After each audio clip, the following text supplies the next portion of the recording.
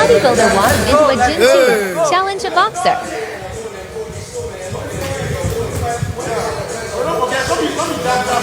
No, 1, 2. Let's go, let's go. Let's go. Let's go. Let's go, let's go.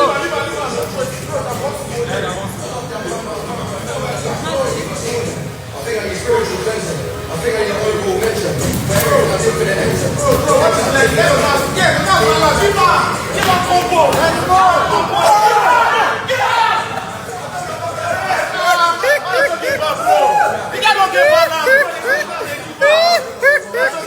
Size doesn't always equate to skill, although if you are a larger human being, then it's going to give you a better chance of winning the fight. Now, how much do you reckon the guy in the yellow or green, I'm a little bit colourblind, weighs? Maybe like 160 pounds? I don't know, maybe 165, 170 pounds. He's fairly lean. The big guy definitely looks over 210, 220 pounds, yet he just doesn't have the skill, so he's got that size advantage. But look at them shots he's taking. I also love how some of these fights just take place in regular gyms, not even boxing gyms. And fair play to the bodybuilder lad, he is giving it a go. You can tell he's got some idea of boxing just for the fact that he's got his hands up, he's got his right hand by his chin, he's twitching, he's got some reflexes there. But obviously all that muscle does not help your movement. Now, some of you guys who fight, you send me messages all the time and you're a little bit worried about lifting weights in case you end up looking like this guy. Adding a little bit extra muscle to your frame is going to slow you down. That's not true. That is a myth, provided that you are still practicing the skill of boxing or kickboxing or Muay Thai. If you lift alongside your martial arts discipline, sure, you will pack on a little bit of mass and add muscle to your frame, but because you were consistently training within the martial art, you won't lose the movement. Now, if you stop the martial art completely and then add the size and then go back to the martial art, you might find that your movement is inhibited slightly. Here's another size versus skill comparison. Someone who's 5'2" versus 6'1". Let's see how it goes. Oh yeah, we in Saints backyard, baby. We here.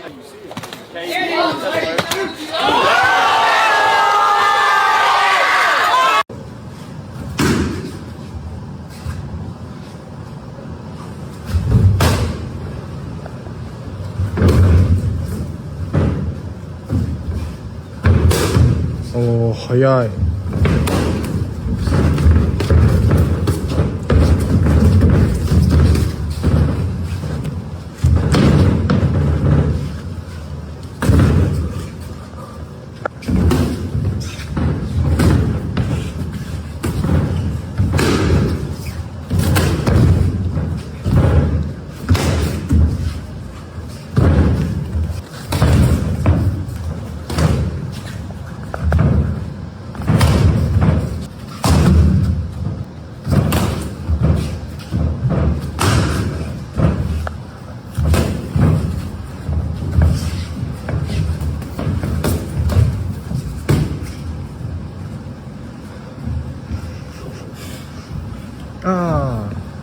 Now, it's a similar situation with this bodybuilder. You can tell he's done a little bit because he's throwing kicks. He's almost got a little bit of a karate stance. And he's feinting. Most complete beginners who've never really fought a day in their life won't even throw any feints. But once again, you can just tell by the sheer amount of muscle that he's got on his frame that he's a little bit stiff. Now, everyone can be a little bit stiff at times, especially if you've had a little bit of a layoff or been sick for 2 years like me. Excuses, But that fluidity will certainly come back a lot faster when compared to a bodybuilder like this who's got to overcome that muscle disadvantage. The muscle pretty much just gets in the way. And we can even see a lot of size versus skill examples within the professional realm, like boxing or kickboxing. This kickboxer is fighting someone who's 120 pounds heavier than him. Out a bit in these inside.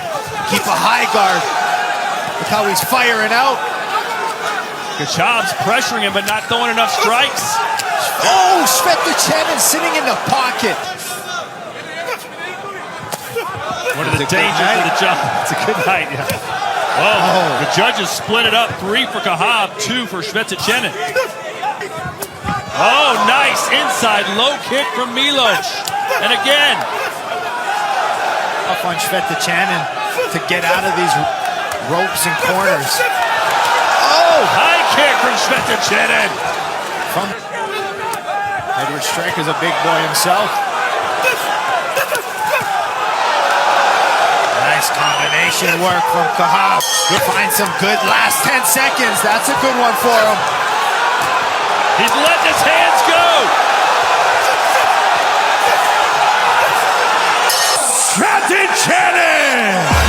Hey, now I'll say one thing there. That big guy can move really well. And also, when you've got a big belly like that, it does provide some of the cushion to the body shots. There was quite a few opportunities to the body that the other guy didn't really go for, but most likely just because they weren't phasing him or slowing him down.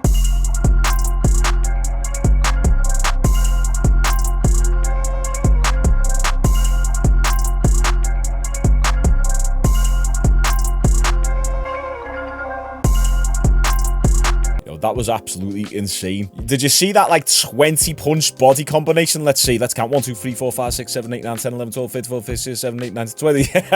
That guy is an absolute mini Mike Tyson. Look at that size disadvantage right there. And the other guy's team threw the towel in at the end. And speaking of size discrepancies within the professional realm, we just had Paddy Pimblett spar Shaun Strickland. Now, there's not really much footage of the sparring, but Shaun Strickland had something to say about sparring lighter weight fighters versus heavyweight fighters after the spar. So let's play the whole clip and pay close attention to what Shaun says at the end. Wrestle gotta be ready for it though. Yeah. Ideally they'll go with 55 dude, but I don't know if you counted one.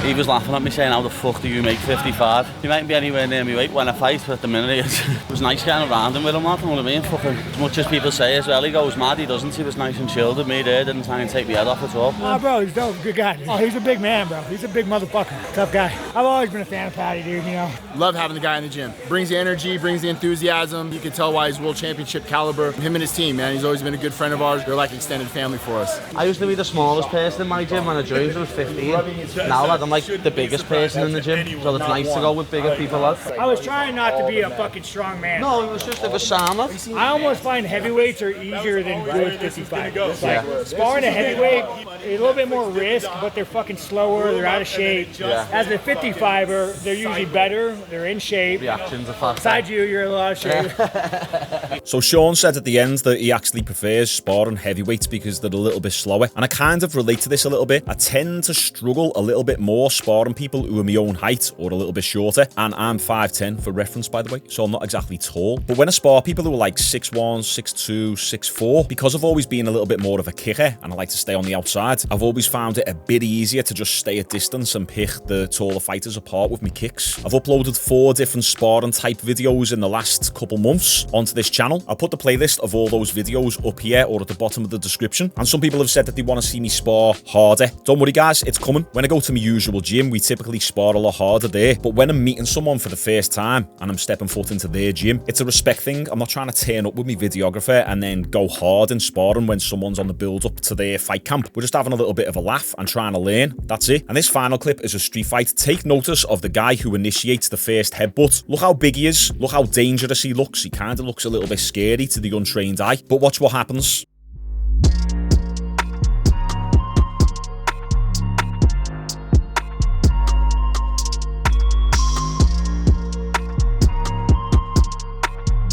Oh, that's amazing. Okay, so he initiates the headbutt whilst he's got a beer in his hand, by the way. So then this guy in the hoodie throws the first punch. And pay close attention to how this big, scary aggressor deals with getting punched. I'll try and do it frame by frame. So he gets cracked right there. And then look at his arms. They're just flailing everywhere. Look at that. There's not one single strike. That was half of a strike. He gets his back taken and gets thrown down to the ground. That's a Zerga type fight, that. And then gets a few little bonks on the nose for good luck.